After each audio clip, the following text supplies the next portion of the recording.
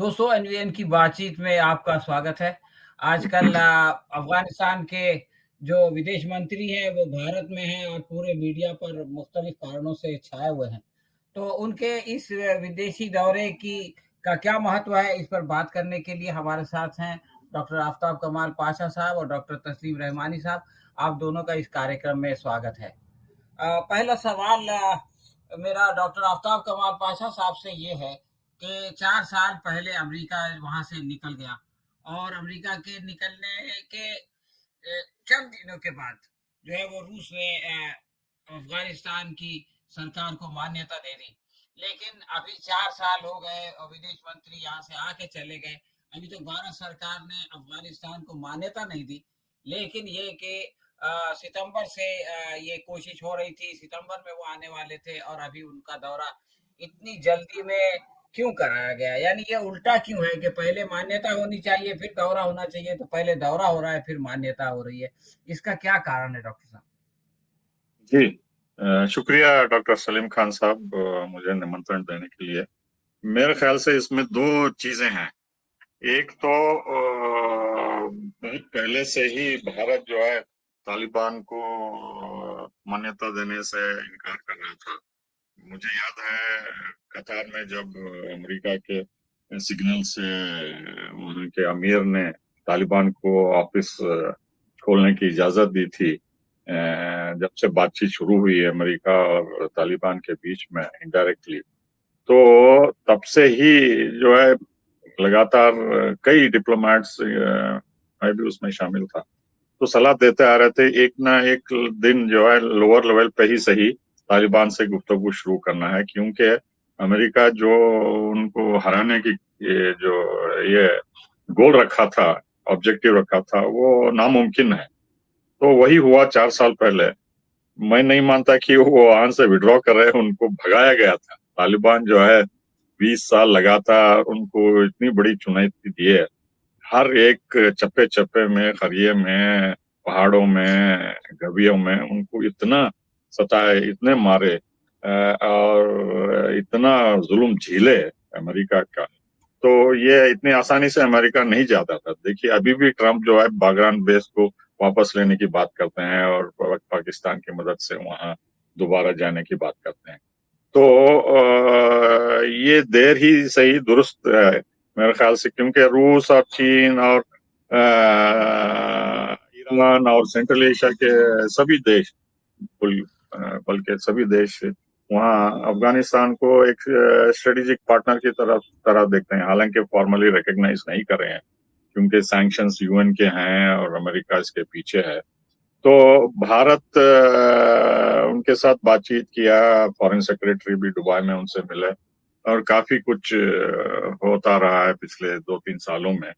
लेकिन अब उनका यहाँ आना जो है एक नया दौर है, नया चैप्टर है, और डिप्लोमेटिक रिलेशंस ऑलमोस्ट नॉर्मलाइज किए हैं। उनका अम्बेसडर यहाँ आएगा अफगान का, लेकिन हम अम्बेसडर नहीं भेजेंगे, चार्ज डीएफएस सीडीए भेजेंगे। और इसके पीछे दो चीजें, एक तो पाकिस्तान है, उसके बारे में मैं 1 मिनट में आऊंगा, लेकिन अमेरिका है जो कि अभी भी ये मोदी सरकार जो है ये उम्मीद करे बैठी है कि उनके साथ स्ट्रेटेजिक ताल्लुकात की जो बात करते आ रहे हैं वो बहाल होंगे।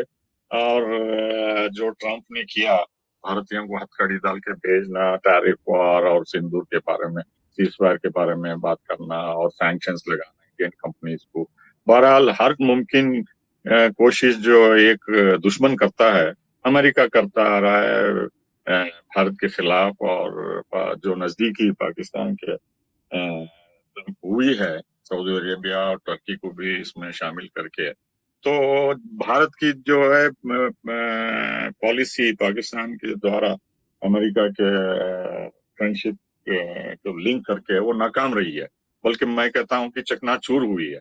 जो भी हम करना चाहते थे पाकिस्तान के खिलाफ, अमेरिका उसके बरक्स कर रहा है और नजदीकी बढ़ती जा रही है। चाहे वासिम मुनीर की बायलैटरल मीटिंग 3 घंटे के लिए हो, लंच के लिए, या शरीफ की मीटिंग उनके साथ उनके प्रेजेंस में व्हाइट हाउस में हो।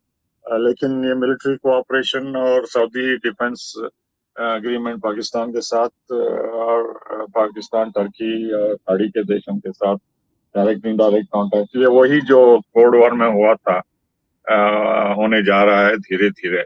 हालांकि इंडिया सरकार ने कई खाड़ी के देशों से स्ट्रेटेजिक पार्टनरशिप करके बहुत खुश हुए और वहां से सिविलियन अवार्ड भी हाईएस्ट मिला इनको। लेकिन जो फाउंडेशनल रिलेशंस हैं खाड़ी के देशों और पाकिस्तान के, वो अमेरिका के बेसिस पे है। अमेरिका उनको सपोर्ट करता है, उनको इनकरेज करता है और ब्लेसिंग्स देता है। तो इस लिहाज से जो है ये एंड्योरिंग है और बरकरार रहेगा और आगे इसमें तेजी भी आएगी मेरे ख्याल से। दूसरी तरफ पाकिस्तान को जो है स्ट्रेटेजिक डेप्थ जो चाहते हैं वो उनके साथ तालिबान के तनाव की वजह से अब बरकरार नहीं है। लेकिन भारत जो है इतने सारे कॉन्सुलेट हेरात से लेके जलालाबाद कांदाहार तक खोले थे, उसमें सिर्फ अफगानियों को मदद करने की जो पॉलिसी है वो नहीं है, कुछ और भी था वहाँ। रॉ काफी एक्टिव था, अभी भी वही बहाल करने की कोशिश कर रहे हैं। बलूचिस्तान का मसला है जहाँ भारत बहुत कुछ करना चाहता है। तो इस लिहाज से चीन और पाकिस्तान का सीपेक जो है उसको कमजोर करना भी है। और दूसरी तरफ बलूचिस्तान लिबरेशन फ्रंट के समर्थक जो भारत में है, चाहे इंटेलिजेंस में हो या एमईए में हो या होम मिनिस्ट्री में हो, वो भी एक नुक्ता है। ताकि पाकिस्तान के पर जो हम एक्सपेक्ट करते थे अमेरिका से, वो कामयाब नहीं हुआ। अब डायरेक्टली जो है आतंकी ग्रुप जो बरकरार पाए तख्त हैं वहाँ अफगानिस्तान में, उनके जरिए पाकिस्तान के ऊपर दबाव डालने का अब ये नई प्लानिंग है मेरे ख्याल से। तो ये अमेरिका का एक तरफ डर है और पाकिस्तान का जो आतंकी हमले के शुबे में है उसको दबाव में रखने के लिए ये कदम उठाया गया है। और इसमें जो आइसोलेशन में थे तालिबान हुकूमत, उनको कोई भी नया अगर प्रपोजल आता है मीटिंग का या डिप्लोमेटिक रिलेशंस रिज्यूम करने का, जैसे रूस, चीन और दूसरे देश करे हैं, तो उसे खुशामदीद करके आते हैं। और चूंकि भारत में काफी अफगानी रहते हैं और तलबा भी आके पढ़ना चाहते हैं और मेडिसिन और ट्रीटमेंट के लिए भी आना चाहते हैं, तो वो ह्यूमैनिटेरियन मसला भी है। और जो प्रोजेक्ट्स अधूरे रह गए पावर के इंफ्रास्ट्रक्चर के, उसको भी रिज्यूम करने में उन्हीं का फायदा है। तो इन सब मुद्दों को लेके मेरे ख्याल से उनके लिहाज से काफी मुफीदमंद ही है विजिट। हालांकि जो 100% एक्सपेक्ट करते थे अफगानी, वो अभी नहीं हुई है। तालिबान का पाउटा जो है उनकी एम्बेसी में जनपद में लहराएगा और एयर फ्लाइट्स भी शायद वाया थर्ड कंट्री से रिज्यूम होंगे आना जाना। और जो स्कॉलरशिप देते थे स्टूडेंट्स को हजारों की तादाद में, शायद धीरे धीरे आईसीसीआर भी उसको दोबारा स्टार्ट करेगी। और इससे मेरे ख्याल से जो चाबहार के ऊपर सैंक्शंस लगाए गए हैं, जो ढील दी गई थी, उसको वापस ले लिया अमेरिकन सदर ट्रंप को। लेकिन मेरे ख्याल से ये भारत अफगान के ताल्लुकात में जो इम्प्रूवमेंट होने की उम्मीद है, उससे भारत ईरान के रिश्तों पर भी असर होगा। और ईरान भी चाहता है कि किसी न किसी तरह चाबहार से इमदाद अफगानिस्तान को भेजे, जो कि रेल रोड दोनों भी तैयार हैं। अब पिछले 1 साल से पहले हम गेहूं और दूसरे चीजें भेजे थे, तो उसके जरिए शायद हेवी इक्विपमेंट भी अंबानी और रिलायंस का जो रेयर अर्थ मिनरल्स का बात हो रही है खोज में, क्योंकि हम होड़ में लगे हुए हैं पाकिस्तान की, क्योंकि पाकिस्तान के आसिम मुनीर ने रेयर अर्थ मिनरल्स को ऑलरेडी पहला शिपमेंट भेजे हैं। तो हमारे लिए ही, और जो चीन माइनिंग कर रहा है उसको भी जो है कुछ हद तक न्यूट्रलाइज करने की कोशिश कर रहे हैं। मिनरल्स का भी बात होती है पानी की कंपनी लेके। तो कुल मिला के जो है डिप्लोमेटिक, इकोनॉमिक, पॉलिटिकल, कल्चरल और दूसरे ताल्लुकात बहाल होने की उम्मीद है। लेकिन ये स्टेप बाय स्टेप होगा, क्योंकि अमेरिका फैक्टर है और इसमें अट्रैक्शन पाकिस्तान भी है एक तरीके से, स्ट्रेटेजिक रिलेशंस को अगर आप देखें। जी। डॉक्टर तस्लीम रहमानी साहब अभी डॉक्टर पाशा साहब बता रहे थे कि बगराम जो बेस है वो एक बोन ऑफ कंटेंशन है। अमेरिका उसको वापस चाहता है और चीन और पाकिस्तान और अब भारत भी जो है वो एक साथ अफगानिस्तान के साथ खड़े हो गए हैं। और कल अफगानिस्तान के जो विदेश मंत्री है उन्होंने साफ कहा कि हम एक आज़ाद मुल्क है, हमारे यहाँ कोई एक्सटर्नल प्रेजेंस को बर्दाश्त नहीं करेंगे। और ये है कि हम किस तरह से रेज़िस्ट करते हैं, इसके बारे में जानना है तो लोग जाके अंग्रेज़ी साम्राज्य से पूछें या ये कि सोवियत यूनियन से पूछें या ये कि अमेरिका से पूछें। और हमारे यहाँ जब हमला होता है तो हमारे यहाँ फ़ौज और अवाम मिल के जो है वो लड़ते हैं। तो ये जो बगराम का मसला है और जो ट्रंप का ख्वाब है, आप क्या देखते हैं ये किस तरह की ग्लोबल सिचुएशन को पैदा कर रहा है? रफ़्तार रहीम, बहुत शुक्रिया आपका नसीम साहब कि आपने मुझे ये मौका दिया। देखिए, ये मुझे लगता है कि विन-विन सिचुएशन है। जहाँ तक इंडिया एंड अफ़गानिस्तान की बात है तो वो किसी ने कहा है ना कि बेताल्लुक के चलते नहीं है सिलसिले, दुनिया तमाम एक ज़रूरत का नाम है। क्या तो ज़रूरत तो अफ़गानिस्तान को भी है, हमारी ज़रूरत है अफ़गानिस्तान को बहरहाल। जो अभी आफ़ताब कमाल पाशा साहब फरमा रही थी, उसके तहत भी ज़रूरत है और भारत की जो ज़रूरतें हैं वो ज़ाहिर है $5 बिलियन का इन्वेस्टमेंट ऑलरेडी है। बहुत सारे अभी प्रोजेक्ट बाकी भी थे तो वो सब पानी में चला जाएगा। अगर हम तालिबान को सरकार कोई भी आए, हामिद करज़ई हो या रशीद साहब हों या अब तालिबान हो, जो भी सरकार हो, पा फा $5 बिलियन तो बाकी रहेगा ना सर।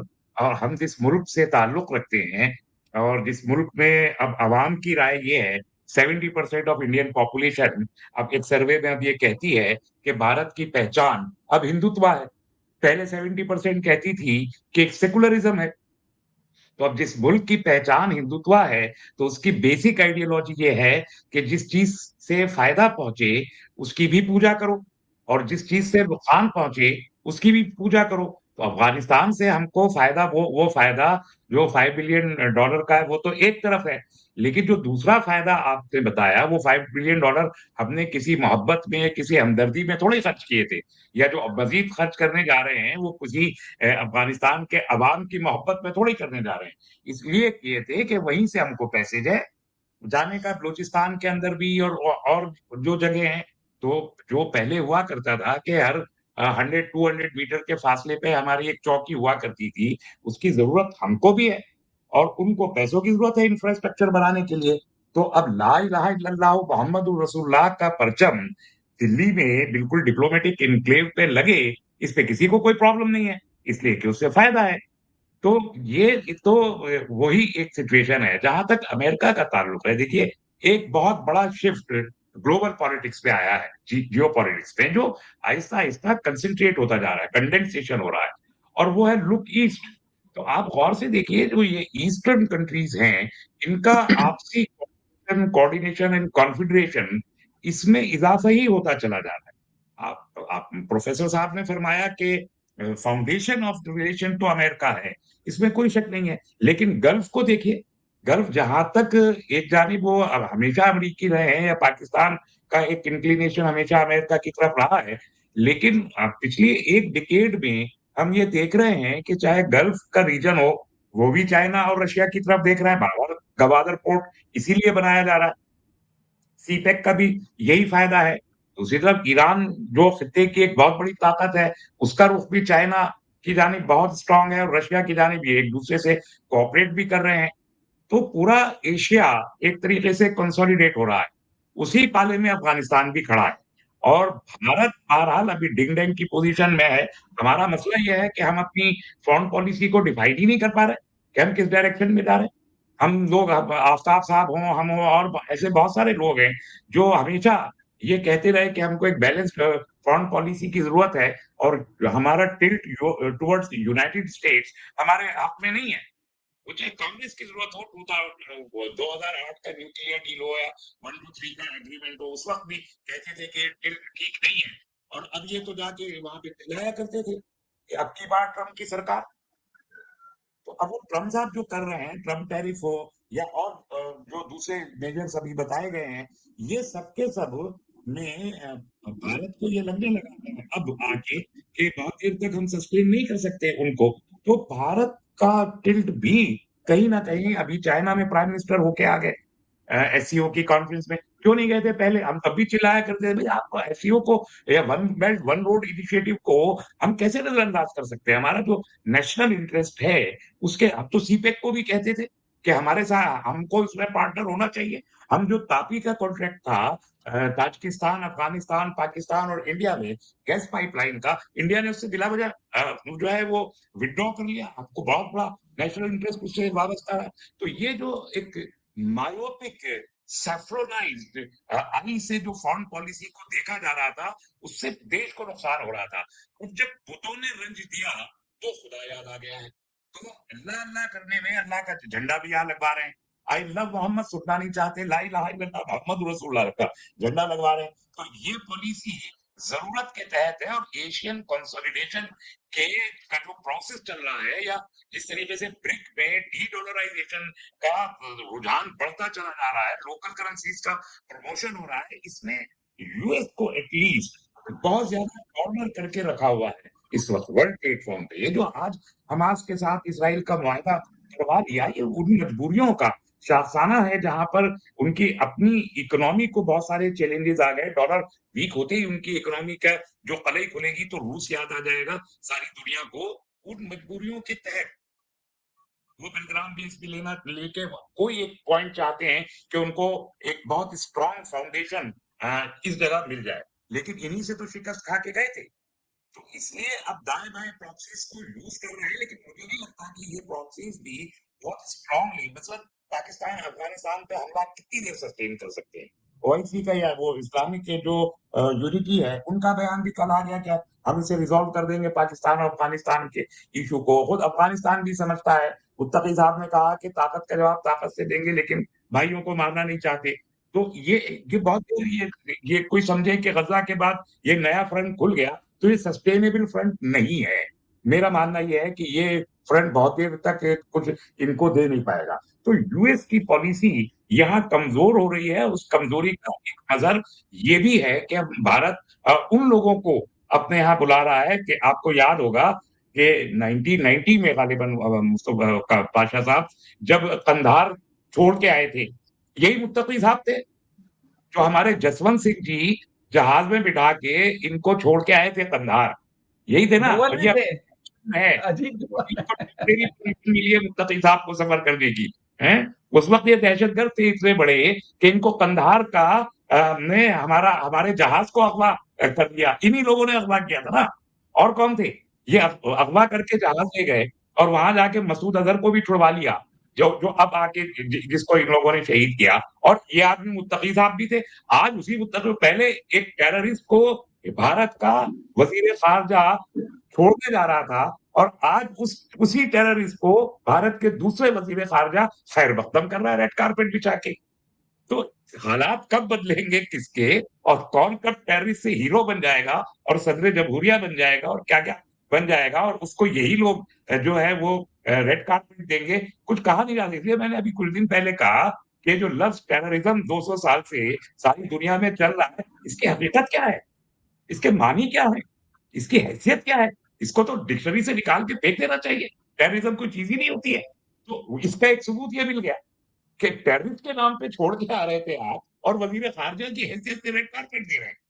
तो हमारी पॉलिसी सिर्फ़ ज़रूरत की पॉलिसी है, कोई फ्रेम्ड पॉलिसी हमारी नहीं है, कोई उसूली पॉलिसी नहीं बची है, जो हम नॉन अलाइन्ड मूवमेंट के ज़माने में हमारी पॉलिसी हुआ करती थी, हम मज़लूमों के साथ खड़े हुआ करते थे, अपन मंडेला के साथ खड़े हुए थे, वो पॉलिसी माफ़ कीजिए, अब हमारी नहीं है। माल दो, माल लो, कारोबारी एक जो है पॉलिसी है और अब एशिया के प्रेशर से उसकी वजह से ये सब कुछ हो रहा है। इसको इस्लाम और मुसलमानों के एंगल से अगर कोई आदमी देखता है तो बहुत ही सख्त गलती करता है, सख्त गलती है।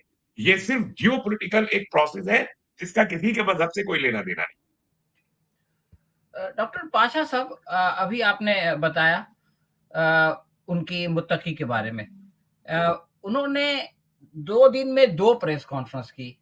भारत में 11 साल से हमारे प्रधानमंत्री ने एक भी प्रेस कॉन्फ्रेंस नहीं की। हमारा विदेश मंत्री हिंदी में एक भी जवाब नहीं दे सकता। लेकिन उन्होंने पहले दिन भी सारे जवाब हिंदी उर्दू में दिए और दूसरे दिन भी जवाब दिया, और ऐसा भी नहीं किया कि जैसा हमारा इलेक्शन कमिश्नर करता है कि 5 सवाल लेता है, 2 या 3 जो कन्वीनिएंट के जवाबात होते हैं वो दे देता है, बाकी गोल कर देता है। बल्कि बहुत ही इत्मीनान के साथ और बहुत ही कॉन्फिडेंस के साथ हर सवाल का उन्होंने जवाब दिया। कोई उससे एग्री करे ना करे, लेकिन जवाब तो बहरहाल उनका हर सवाल के ऊपर था।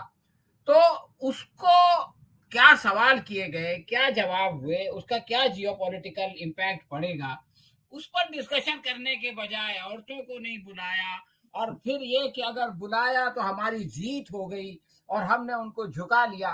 तो ये जो इस तरह का रिटॉरिक है, इसके बारे में आप क्या कहना चाहते हैं? जी, आपने सही फरमाया, ये रिटोरिक है, वन साइडेड है, ये ब्लिंकर्ड व्यू है, शॉर्ट साइटेड है। क्योंकि जिस मैं पूरे प्रेस कॉन्फ्रेंस को दोनों को देख रहा था, सिर्फ एक ही लफ्ज मेरे जहन में है, और वो है कि जो लेजिटिमेसी है, जो पॉपुलर सपोर्ट है, वो जो है उससे कॉन्फिडेंस आता है। क्योंकि पूरा मुकम्मल कंट्रोल जो है तालिबान का पूरे अफगानिस्तान पर है। कहीं भी उनको कोई चुनौती नहीं है, कोई भी चैलेंज नहीं है। चैलेंज है तो वो इक्तिसादी है, फॉरेन एक्सचेंज का शॉर्टेज है, और जो इंटरेक्शन अफगानिस्तान पूरी दुनिया से करता था पहले, उसमें काफी कमी आई है। लोग वहां बाहर आना जाना, उस पे पाबंदी लगी हुई है। उसकी वजह से जो है इंटरनेशनल एड, जो मदद आती है, उसमें काफी कमी हुई है। और जो अंदरूनी पॉलिसी है, वो मेरे ख्याल से कि रशिया या चीन या सेंट्रल एशिया या ईरान के दबाव में आके वो बदलेंगे नहीं। क्योंकि उन्होंने मॉडल देखा है, सऊदी अरब में सेग्रीगेशन है, हालांकि वहाँ बात होती है औरतों को आजादी दी गई है वगैरह। मैं अभी हाल में लौट के आया हूँ, तो अभी भी वहाँ वही है मंजर, सेग्रीगेशन, चाहे वो पब्लिक प्लेस में हो, मार्केट में हो, या यूनिवर्सिटीज में हो, या काम करने की जगह हो। कतार में भी यही हाल है, सेग्रीगेशन है। तो ये बदलने वाले नहीं है औरतों के मुकाम को लेके या आजादी को लेके। यहाँ तो लोग चिल्लाते रहेंगे, लेकिन वहाँ देखिए, मैं बारीकी से देख रहा था कि भारत का स्टैंड क्या है। तो इनिशियली जो है, जब अमेरिका वहां से भागने से पहले आतंकी हैं, ये जेंडर सेंसिटिव नहीं है, डिस्क्रिमिनेशन करते हैं बोल के बहुत सारे मिसाल दिए गए।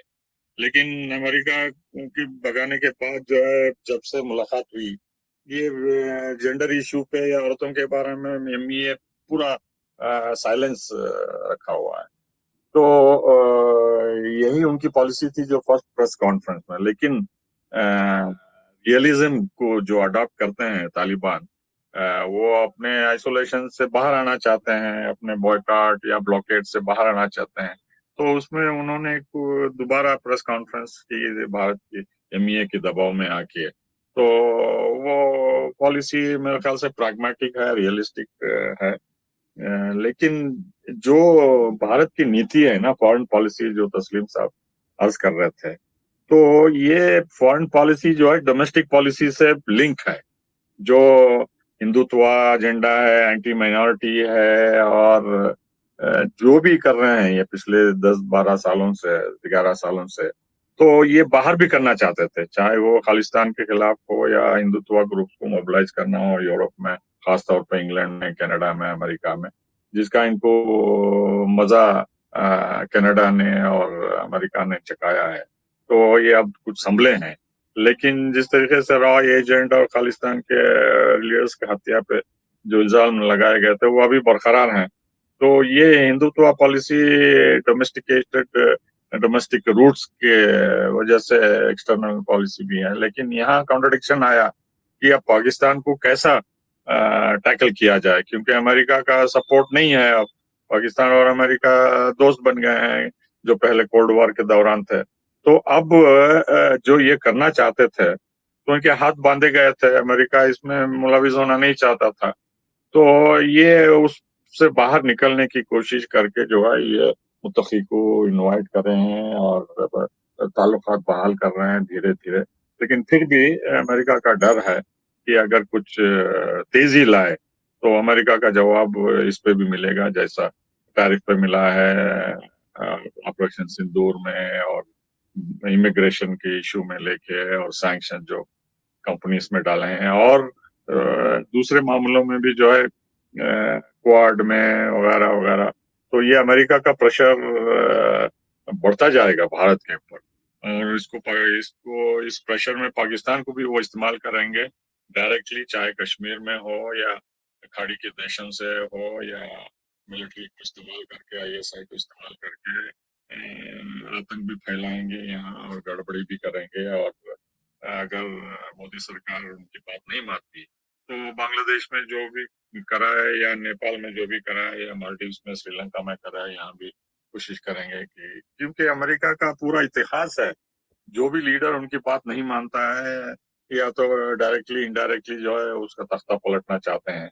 तो यहाँ भी अमेरिका कोशिश करेगा डायरेक्टली या पाकिस्तान के जरिए या इनडायरेक्टली, जो लद्दाख में हुआ, या दूसरे ग्रुपों को लेके, या हिंदू मुसलमान का इशू लेके कुछ ना कुछ गड़बड़ी कराएंगे। और जो उनका मकसद है वो ये है कि चीन को किसी ना किसी तरह से घेरना है, भारत को इस्तेमाल करना है चीन के खिलाफ। और जो आपने बागराम का सवाल पूछा, बागराम एयरबेस जो है सिर्फ 120 मील दूर है चाइना के न्यूक्लियर इंस्टॉलेशन से। तो वहाँ जो है 1 घंटे में अमेरिका के बॉम्बर फाइटर बॉम्बर्स पहुंच सकते हैं। तो इसलिए उनके लिए, अमेरिका के लिए बहुत महत्वपूर्ण है। जैसा उन्होंने ग्रीनलैंड के बारे में, पनामा के बारे में, या दूसरे मुद्दों पर ट्रंप ने कहा, ये मैं पहले भी बताया था कई प्रोग्राम में कि ये भी उसी स्पीच में जिक्र किया, लेकिन दुनिया जो है इसको ठीक तरीके से एनालाइज नहीं कर सके। लेकिन आसिफ मुंशियर का अमेरिका से जाना, ताल्लुकात बढ़ाना, ये बागराम अफगानिस्तान मुद्दे से रिलेटेड है, ईरान से रिलेटेड है, भारत से रिलेटेड है। और जो भी कर रहे हैं पाकिस्तान, चाहे वो नया पोर्ट ग्वादर के पास, चाबहार के पास प्रपोज करना, या रेयर अर्थ मिनरल्स करना, या जो भी अफगानिस्तान के खिलाफ कर रहे हैं, ये सब जियोपॉलिटिकल डेवलपमेंट्स को लिंक होते हुए देखना।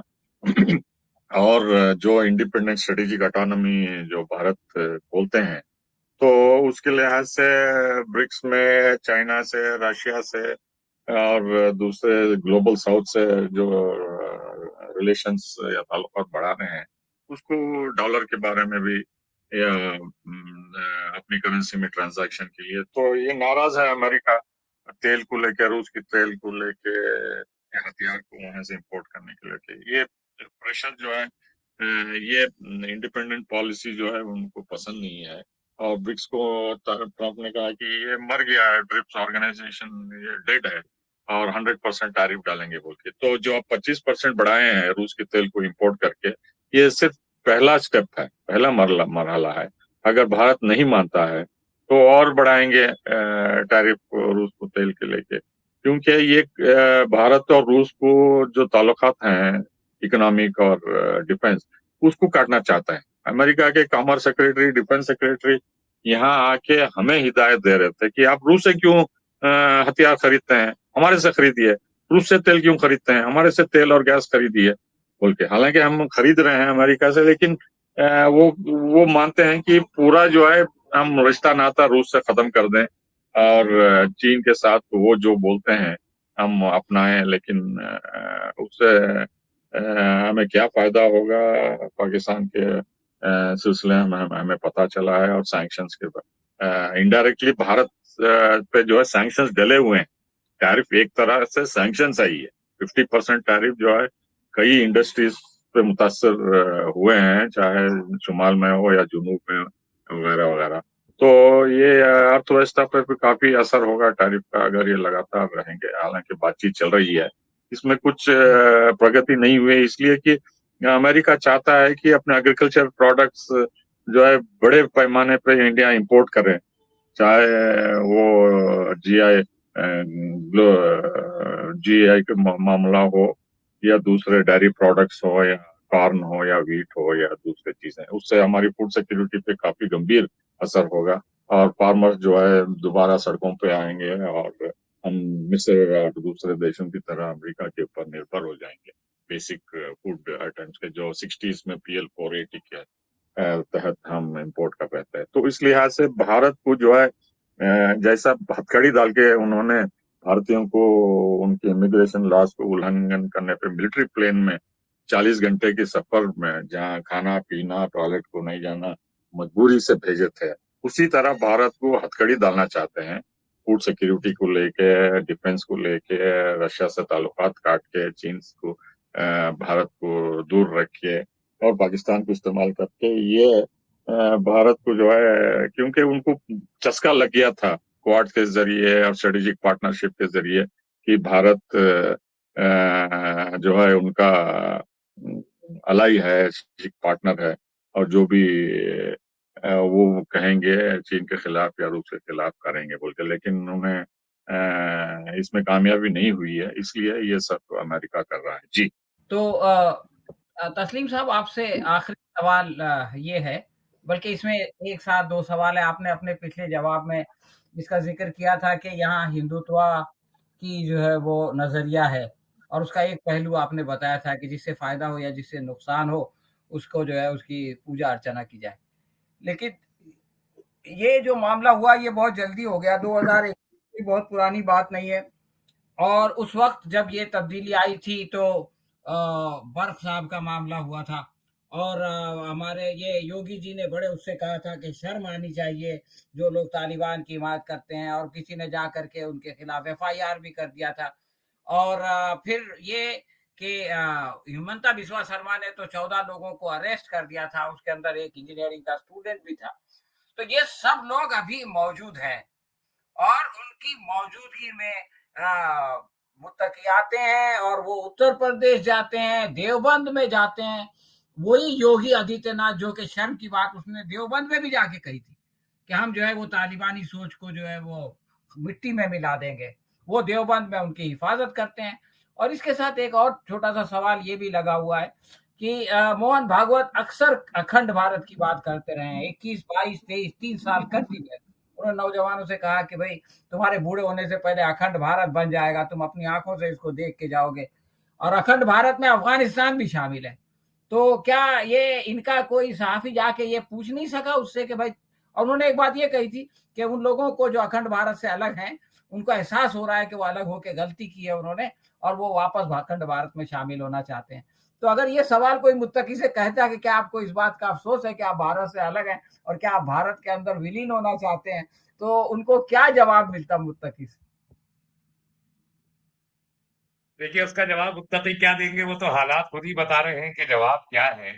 हमको भी याद है, आपको भी याद होगा, और आपके नाज़रीन को भी अच्छे से याद होगा कि अभी चंद साल पहले तक हमारे मुल्क में किसी भी बुनियादप्रस्त सोच, यानी जो किसी मजहबी सोच रखने वाले आदमी से ये कहा जाता था, भाई ये तो तालिबानी सोच का आदमी है, देखो ये तालिबानी है। ये तालिबानी का लफ्ज इस मुल्क में गाली की हैसियत से राइज रहा है, ये तो सभी जानते हैं। तो वो जो आया था वो तो तालिबानी रहनुमा था। तो उसको जो अर्ज कर रहा था कि जरूरत की तमाम चीजें हैं, तो अब ये मुसलमानों को इस मुल्क के सोचना चाहिए। आप अगर जरूरत है तो आप जो कोई भी है काबिल कबूल है, और आप अगर जरूरत नहीं है तो आप कंधे पे पड़ा हुआ बोझ है, उतार के फेंक दिए जाएंगे। तो जरूरत बन जाए तो फिर तो सिर आंखों पे बिठा लिए जाएंगे। जहां तक अखंड भारत की बात है, देखिए अखंड भारत म्यांमार जो था, जो तस्वुर ये लोग बताते हैं, म्यांमार से शुरू होके बर्मा से और पूरा अफगानिस्तान बल्कि ईरान की सरहद तक जाता था। और ये अखंड भारत किसने बनाया था? ये तो औरंगजेब ने बनाया था। तो अब यहाँ तो औरंगजेब भी तालिबानी है, उसको भी लोग तालिबानी कहते हैं, बताते हैं ना औरंगजेब को भी। औरंगजेब रहमतुल्लाह अलैह, तो उन्होंने बनाया। अगर वो अखंड भारत आरएसएस चाहता है तो भला यहाँ किसको ऐतराज हो सकता है? मुझे तो कोई ऐतराज नहीं है, कल से पेशतर आज ही बना ले अखंड भारत। हम तो चाहते ही हैं, हम तो तक़सीम के भी मुखालिफ थे। इसीलिए थे हम तक़सीम के मुखालिफ के हम खंडित हो रहे थे, और उसमें जितना देश खंडित हो रहा था उसमें हम भी खंडित हो गए, हो ही गए। 4 हिस्सों में बँट गए हम, इतना खंडित हुए। तो अगर हम चारों एक साथ होते तो यहाँ पर वो अखंड भारत होता, तो भागवत जी के मुँह में ज़बान थोड़ी हो सकती थी यहाँ। तो इसलिए हमको अखंड भारत से कोई मसला नहीं है। लेकिन एक बार हमने पूछा, भागवत जी से मुलाकात का मौका मिल गया, तो हमने भागवत जी से मुँह-दर-मुँह पूछ लिया, बरसरे महफ़िल पूछ लिया कि भागवत जी ज़रा डिफाइन कीजिए, what do you mean by अखंड भारत? वो बर्मा से अफ़गानिस्तान वाला चाहिए या उसके भी आगे चाहिए? बोले नहीं, हमारा तो जो है ना पॉलिसी बदलती रहती है। 100 साल पहले जो पॉलिसी थी क़याम के वक़्त आरएसएस के, वो आज थोड़ी है, ज़रूरत के मुताबिक बदलती है। तो आज हमारे लिए अखंड भारत का मतलब ये है कि जो मौजूदा देश की बाउंड्रीज़ हैं, हमें उनको सेफ एंड सिक्योर और मज़बूत रखना है। उसके आगे हमारा नहीं है।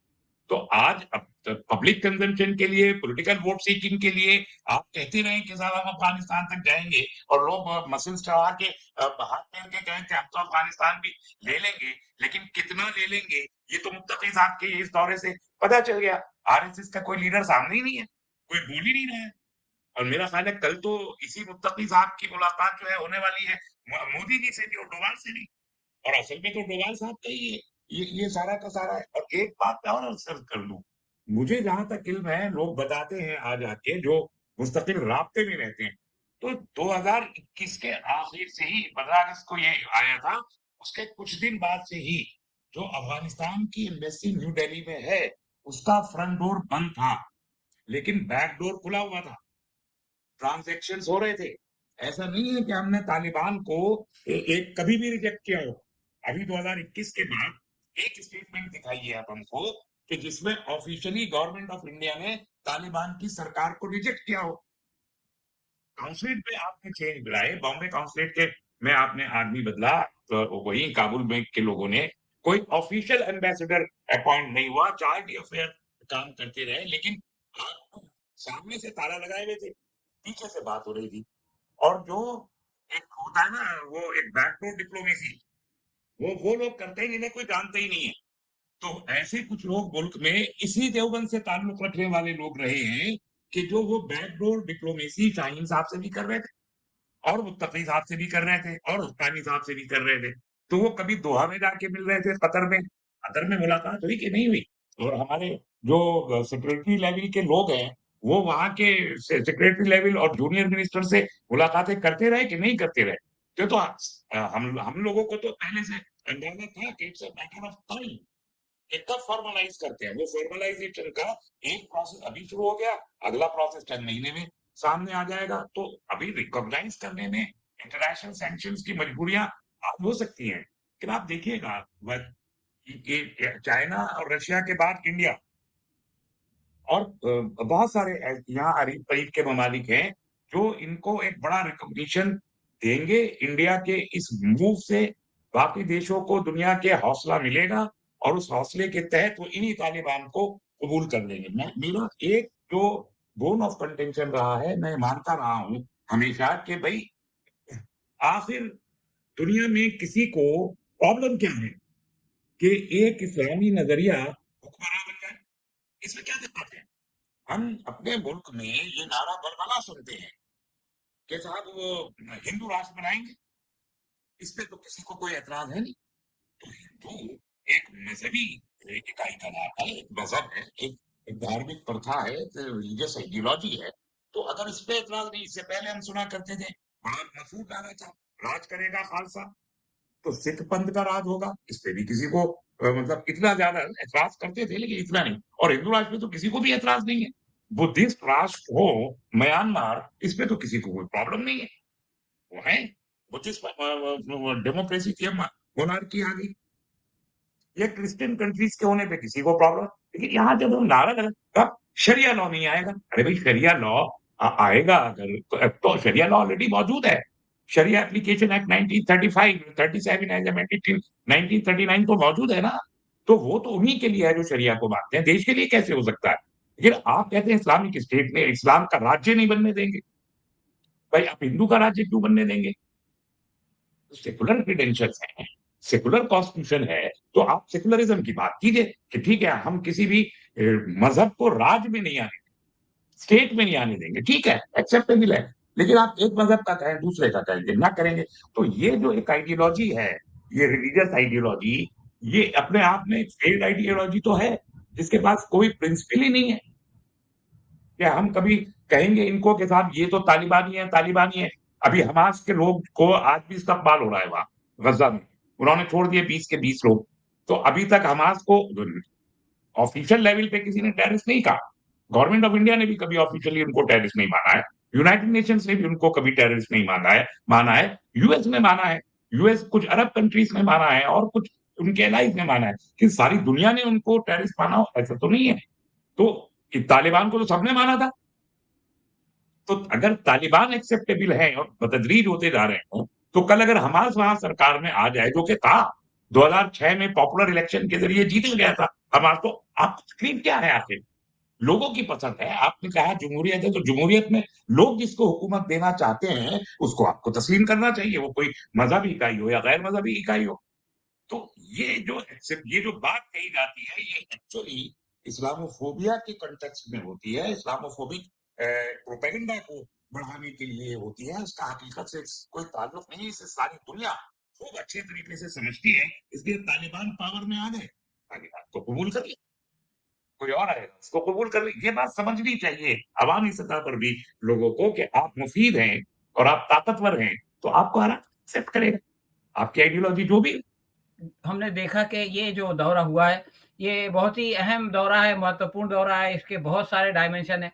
लेकिन अनफॉर्च्यूनेटली हमारे मीडिया में वो ठोस बातें तो डिस्कस नहीं होती, जिस पर के बातचीत होनी चाहिए, बल्कि जो छोटी-छोटी इश्यूज़ हैं, जिनकी कि कोई ख़ास अहमियत नहीं है, उसको जो है वो लोग दिन भर बात का बतंगड़ बनाते रहते हैं।